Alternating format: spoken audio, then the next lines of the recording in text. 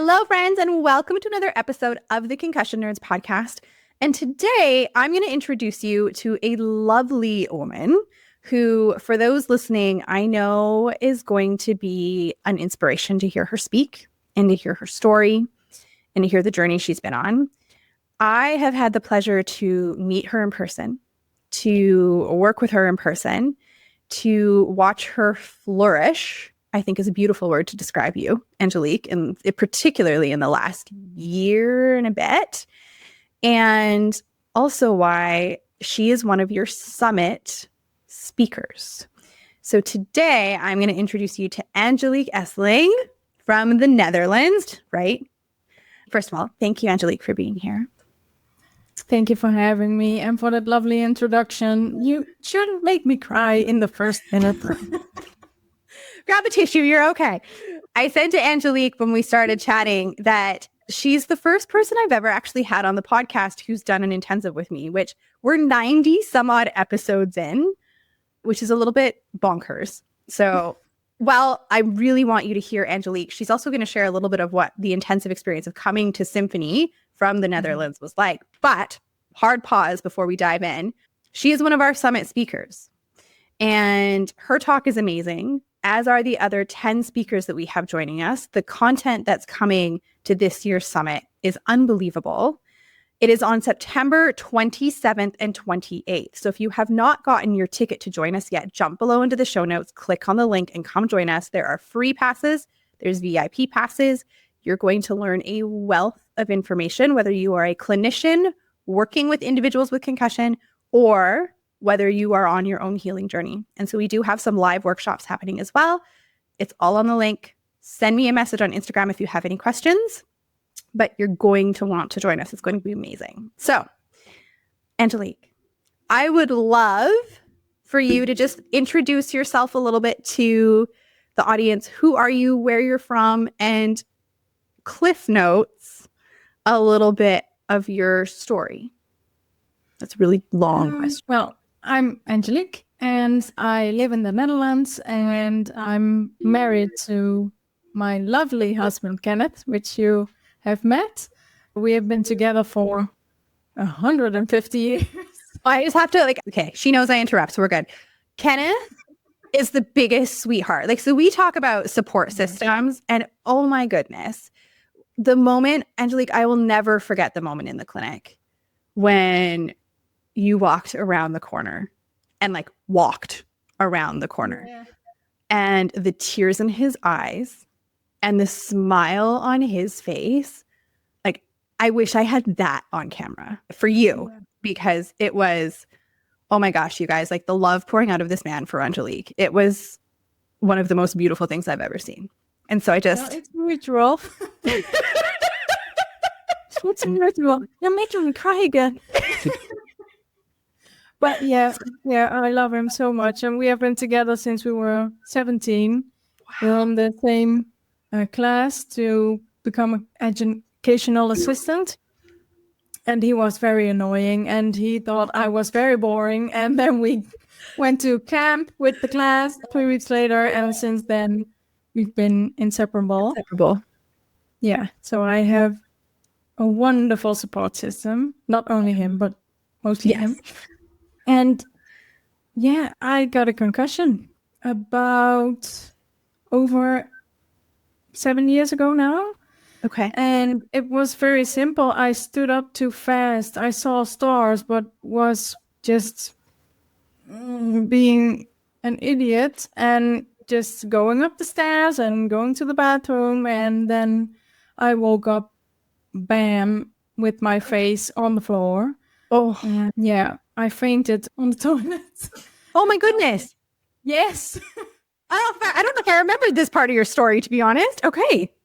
Yeah, I've never fainted before. I didn't feel faint. It just went black. And then I remember, ow. And then I woke up. So I was laying there on the floor and I was very hazy immediately. And my mother-in-law took me to the doctor and she didn't take me seriously. Well, my mother-in-law did, but the physician didn't. Yeah. And from there on out, I've been knocking on the door of the physician every week. I called, I made appointments, and I was dismissed always. And it took about a year before I got good concussion care. And in the meantime, I just did everything wrong. In hindsight, it was totally wrong. All the things I did. One of the things was that I basically stopped drinking anything because I was so dizzy that I was afraid to go to the bathroom. Oh no. Yeah, that just those few meters, I didn't have enough things to hold me up. Hold on in to. the meantime, while getting there. So yeah, I just stopped drinking water, everything. Yeah, I did everything wrong. I didn't know. Well, and I think you and I have had this conversation, and I've had it with other people in the Netherlands too. Of it seems like things aren't, the knowledge isn't as prevalent. I mean, this was 7 years ago, so the knowledge was definitely not prevalent. But even today, it seems like the education and the awareness and the knowledge in the Netherlands, where you are, is not. I mean, I feel like it needs to get better everywhere in the world, but it sounds like it really needs to improve in the Netherlands. True. And it has been better the last 4 or 5 years. Okay. It's getting better, but still we are so far behind. And the biggest problem, I think, is that the first doctor you see, we call it the huisarts, the house physician. Okay. They don't know. They don't Right. know what to do. They don't know what we should do, what we shouldn't. So that's just a closed door for everyone asking for help. Right. And after that, you have to go through them always. They are the gatekeeper for everything. So if you don't have their support, you're just screwed, for lack of a better term. Yes. Maybe some of the alternative medicine you can visit on your own, but other than that, you always have to go through your physician. Doctor. Yeah. So a year in, and you started finally getting therapy. Was it because like you just advocated enough for yourself consistently that your physician was just like, finally, like, here go? Yes. At first, I was bugging her so much. She said, oh, okay, fine, I'll send you to the neurologist. But she put in the referral, I don't think it's necessary, but she really wants to. So the neurologist didn't take me seriously either. So that was really fun. Yeah. And then I just kept looking and banging on everyone's door, looking for something myself. And then you also have to pay for everything yourself if it doesn't go through the physician. Doctor. And so that's a challenge as well. Plus a concussion you can't see on a scan, so it's not taken seriously anyway, over here at least. And then I went somewhere and they really tried to help me, but after all kinds of assessments, they said, we want to help you, but we don't have the knowledge, but you should go back for a second opinion to a new neurologist. So that was 6 months after that first neurologist. So I went back and I demanded a second opinion. And they said, okay, I know what this is. And we can see it on the scan, but we can help. Okay. I just think about like how much you had to fight for yourself. Yeah. Well, I didn't really have the energy. And I was like, well, you're super symptomatic. You don't have the energy. You're in this spot. And I just think of like, thank frig, you are such a persistent, like resilient woman. Because for someone who's not, they would give up. Yes. And because understandably so. Absolutely. Yeah. Like, absolutely. They would just, they'd fall into that prison. It's like, no one's going to help me. They say there's nothing wrong. I'm just going to have to learn to live with this. And I do not blame that person for being in that spot because, oh my goodness. Yeah. So was it last summer that you came to Canada? Or was it the summer, or was it before? Yeah.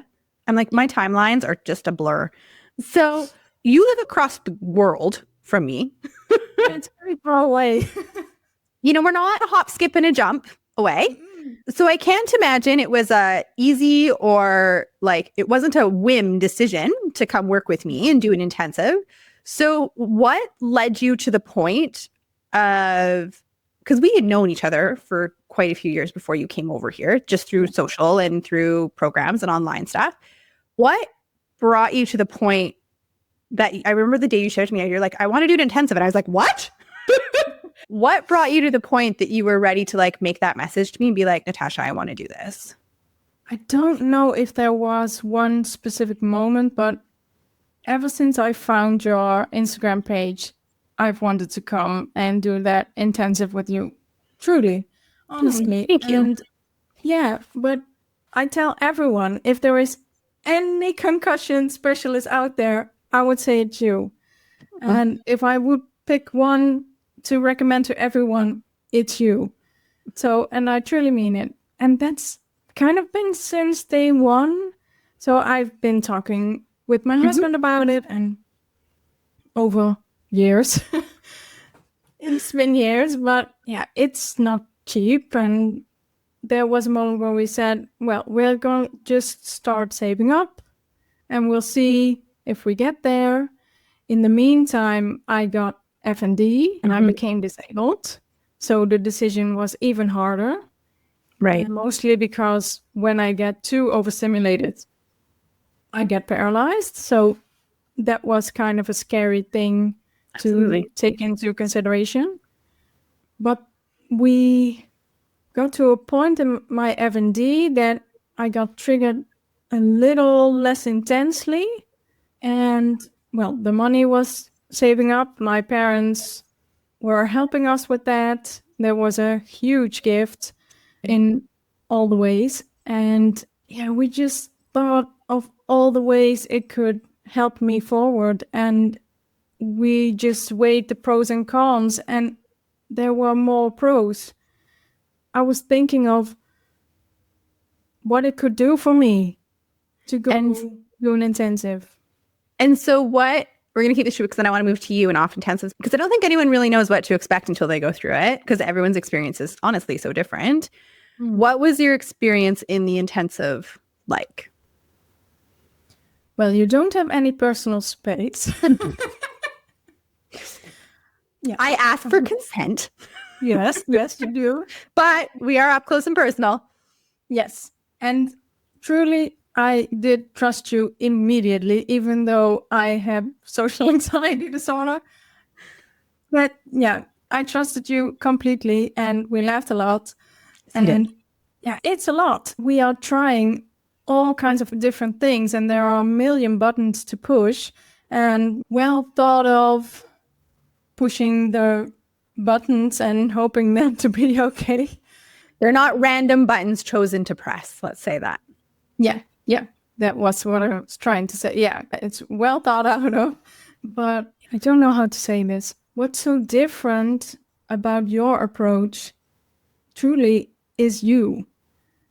You really look at people. You really see people. One of the things that I said I wanted to work on were my eyes. In the Netherlands, they did some stuff. It helped a bit.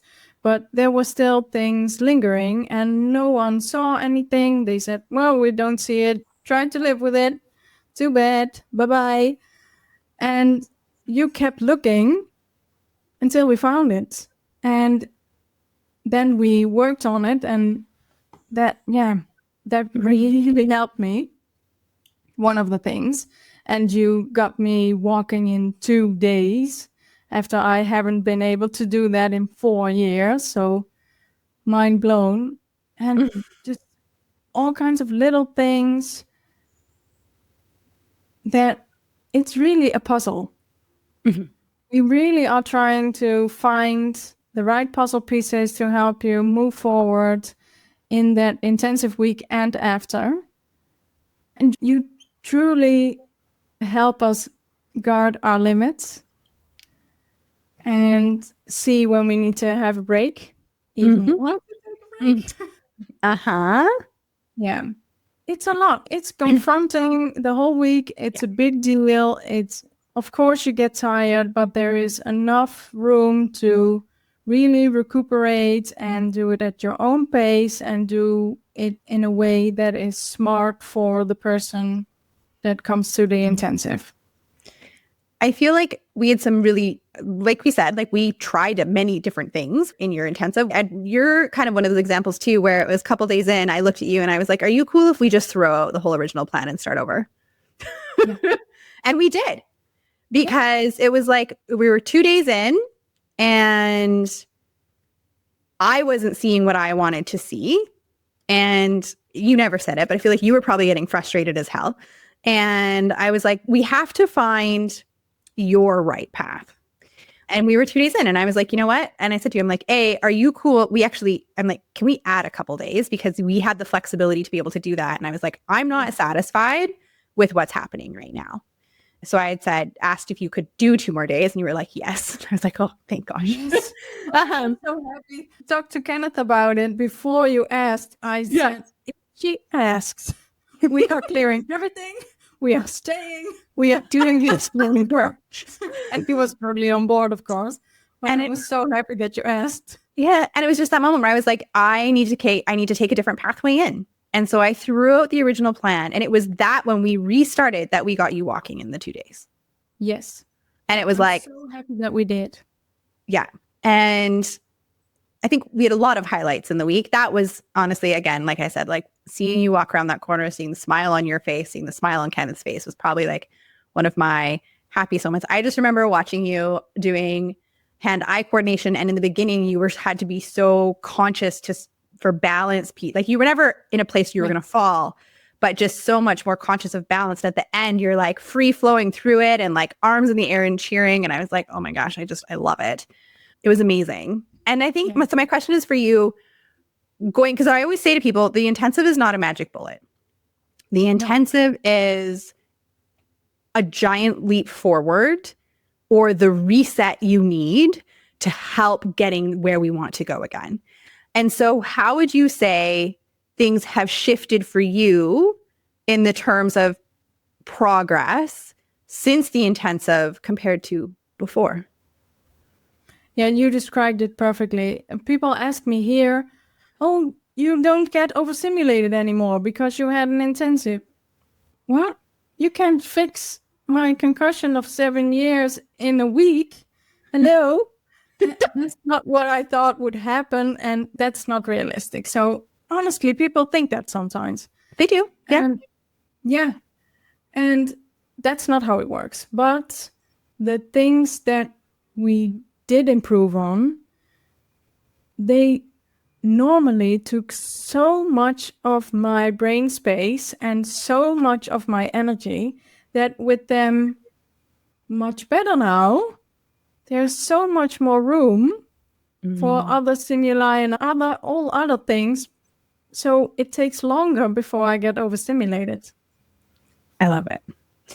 Last question, because then I want to shift into some of those things that you have increased room for in your life, because you're doing some really fun things over there. If someone were to be sitting on a fence of should they reach out to do an intensive, what would you say to them? Absolutely. Truly. Absolutely. And I understand all the fears and all the anxiety and all the doubts. And it's not cheap to go to Canada from the Netherlands or maybe from Spain or whatever, wherever people live. But it's so worth it. Well, it's so worth it that I'm coming again next year. You are? Yes, I'm very excited. She just told me for sure today. Yes, I'm so excited about it. And yeah, no doubt. Yes. And the people reach out to me a lot about this and ask, well, it's a 9-hour flight and it's so far away and all the travel and I can't even travel past half an hour from my house. And how do I do that? And honestly, I thought it would be horrible. And of course it wasn't easy, but it went so much better than I thought. And it was so much less of a problem than I thought it would be. So yeah, absolutely do it. Thank you. So let's talk about what you're doing, because we had said before, and I said to Angelique, why I think of this one. So side note, Her entire Instagram is in Dutch, but I still look at, sometimes just to humor me, she'll do an English version too. And especially if I'm tagged in a story and then I go, what does this say?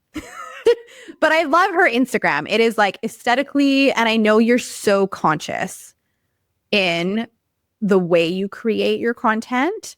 I don't, like I said, I don't understand a freaking thing it says or what it at all, but it's beautiful to look at. And I know it's packed full of value for those in the Netherlands who Dutch is their language. And I know that was really important to you in this next kind of step. So I would love, what I said to Angelique is I think of her as, she's an inspiration, not I think of her as, she is an inspiration, because I think so many people, when they're on this persistent journey, feel like they need to reach a certain place before they can start to do a project or look at working again or that piece of things. And Angelique, you're still very much on a healing journey and you're bringing some dreams to life. And so I think that is just a beautiful thing for people to see and to witness, to be like, you can do this. It might not be the way you envisioned it. It might not be at the speed you want it to be at, but you're creating something meaningful, impactful, and you're creating it with such conscious intention.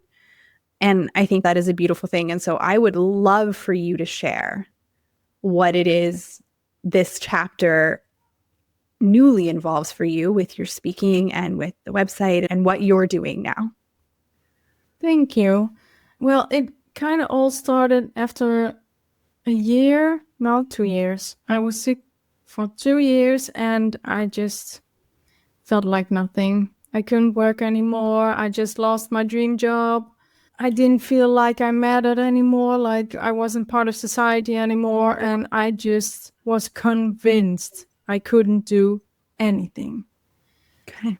And there became a point where I was so done with that narrative that I started to peel back all the layers, that even on my worst day, what's something I can do? And, you know, I love to talk. So, and that was the thing. Yeah. Well, we both do. We both do. Yeah. Yeah, we do. Yeah, but that was the thing. No matter what, I could talk. And I just started thinking, what could I do with that? And then in combination with being ill and not being helped and not getting the right care, but getting just snippets of good care and good tips and tricks and everything, I just kept thinking, why didn't anyone tell me this before? Anytime I got a new trick or tip or anything, and I thought there has to be a place that gathers all these things. So that's how it started, that I wanted to kind of do it like a diary. So I'm honestly sharing my story, put a bit of humor in there because we can't lose. I love your humor. It's amazing. Yes. And all the tips and tricks, that's just how it started. And I did consciously do it in Dutch. I knew I would have a bigger audience if I did everything in English, but there is so much more available in English and not everyone speaks English. So I wanted to do it in a way that even people who have difficulty watching it on the screen, I would have minimal stimuli and big letters and conscious of everything. So it would be accessible for everyone in the Netherlands. I love it. Yeah, that's how it started. And now it's grown. So what is it now? Well, I have a website now with a collection of all those tips and tricks about being able to travel with a TBI, or how to best do your gardening, or go to the dentist without being overstimulated too much, or all those different little things that in between the big concussion care stuff. It's just life, and you have to deal with the everyday stuff, and these tips will help. I love it. And now it's grown to having a list of TBI-related books and podcasts, and yours is on it. Thank you. My favorites. And yeah, all kinds of stuff. And I'm a public speaker now. Yes, you are. Yes. Do you know what I loved what you said? And I hope this is okay to share, but because I remember we were having a conversation one day too about there was a talk you were going to give and you weren't feeling super great. Mm-hmm. And we talked about like, could you still do this? And you're like, if I had like my chair or blah, blah, blah, blah. And you were so it ended up going great, but you were so open with, here's how I can still show up. And you knew what that looked like for you in a way that you would still be proud of. And in a way you could still share what you were being called to share. And you just presented that to the person who'd asked you to speak and said, this is how I can show up. And I think what's so beautiful, Angelique, is, again, I think when people think of speakers, they think of standing on a stage in like a fancy outfit and like all this stuff. And again, we get to choose our own path. And we don't have to do things the way that everyone thinks they should be done because that's the only way. And I think, too, you're showing that there is another way. Yeah. It was a hard lesson to get there because I'm one of those people who does everything by the book and the way society says it has to be. And that's really something I had to unlearn and start again and see, are there options? Is there a way? And the more you start doing that, the more solutions you'll find. And honestly, the better your life gets. I love because that. There will be more opportunities in your life when you start to do that. And there will be more life in your life and more joy and more just more. I love it. I don't want to go into a ton of detail because this is your thing, but your keynote, so your main keynote talk, and I know what you're going to share on the summit is about loving your limits before you challenge your limits. Did I say that right? That is, yeah, almost. You have to love your limits before lifting your limits. Thank you. That sounds so much better. Can you just give a little snippet into what this keynote is about? Sure. Well, I'm happy that the world is taking more efforts to help everyone guard their boundaries and their limits, but no one really teaches you where the dang limits are. Okay. I feel that often that step gets missed. And as chronically ill people, we often try to push through and keep going over those limits and trying to keep up with society and everything. And we try to improve by pushing through. But like no one else, that really doesn't work with your brain. We have to create some breathing room and some joy and some just life in your life before you can step forward and lift your limits. Everyone wants to improve their limits. Everyone. But there is a way how to. If the water is already at your lips, you don't say, can the sea be a little rougher, please? No. Very true. Yeah. I try to go to some calmer water and try to learn. I'm going to go to the wading pool. Yeah. Yeah. It's a good idea to learn how to swim and to do it in some calmer water. And when you learn to swim better, then you can go into rougher seas or water or everything. And that's just a step that gets skipped too much. I would agree with you 100%. And I love that you're finding a way to share it and to not just say, I think the thing is too, is not just say to people, learn to do this. Like you give them some tangible takeaways and things that they can do. And I think that's so important. It's this piece of, I think of it as you have to, especially in the PCS side of things, like there has to be, this is a whole other topic we don't need to go down, but I think we need to be able to grieve what we've lost to accept and love who we are today. 100%. And within that piece is this element of like learning what those limits are to then be able to dance with them, work with them, and shift them. But change always starts with awareness. And without that awareness piece, which I think you're right. And I think this is why, I don't know if you've listened to the episode yet, but I think it was last week's episode. We did an episode with Kelsey Watts, not a chronically ill person whatsoever, but her new song came out called Fit In. And the reason I loved it so much, which is like, some people need to like extrapolate a little bit when they think about this, is because it's about, you talked about it, like how we feel like we need to keep up to society. And even when you started getting into speaking, you needed to do it the way society told you it needed to look like for it to be successful. And the reason I asked Kelsey to be on the podcast was because the song was about like breaking out of the chains, basically, of the expectation and like breathing and like stepping into who you are. And I feel like you are also a living example of like this core chorus of her song, because that's what you're doing. And yeah, I truly think, yes, there are rules in which society works best, but your life is yours and you have to live it. Those are your days, and make it work in a way that works for you. I love it. Angelique, I'm so proud of you for so many reasons. I absolutely love watching your journey. Like I said, I love watching your social, even though I don't understand it. It's just so pretty to look at. And you can tell when she's like dropping humor because her facial expression changes and like the graphic is literally comical. And like, again, and when I really want to know, I just send her a message and I'm like, what does this say in English? So even if you don't speak Dutch, you'll just love like what she's, because you do share some stuff in English. But I think you can always ask me. If you want to know anything in English, just ask me and I will say it in English.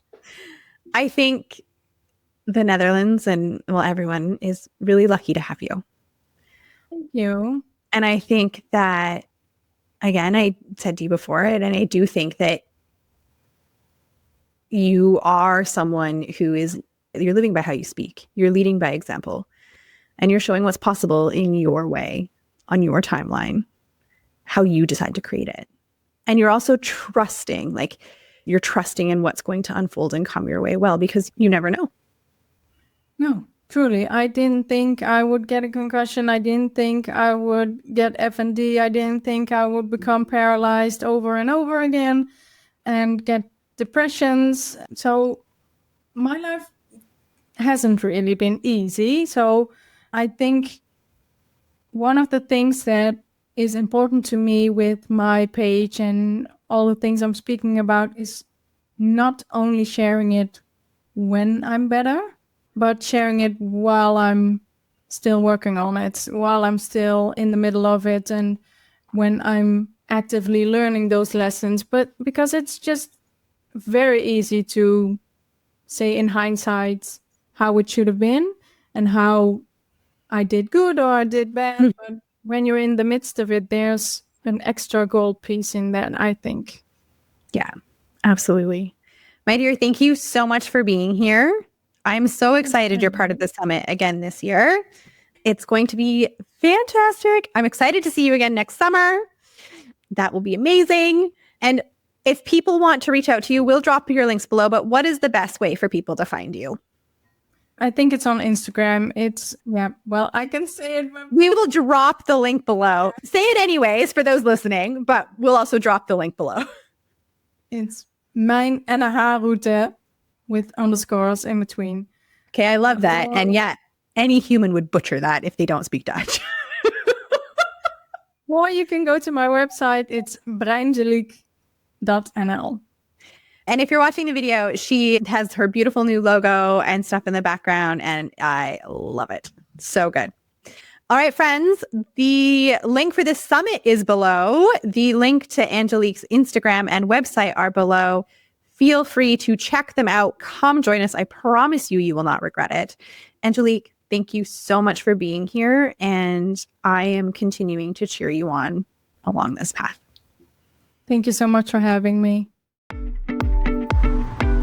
That's today's episode. Thank you so much for tuning in. If you liked what you heard, give us a like, give us a share, give us a tag on Instagram, and please never hesitate to reach out. We love communicating and connecting with you. Until next week, my friends, have a marvelous day.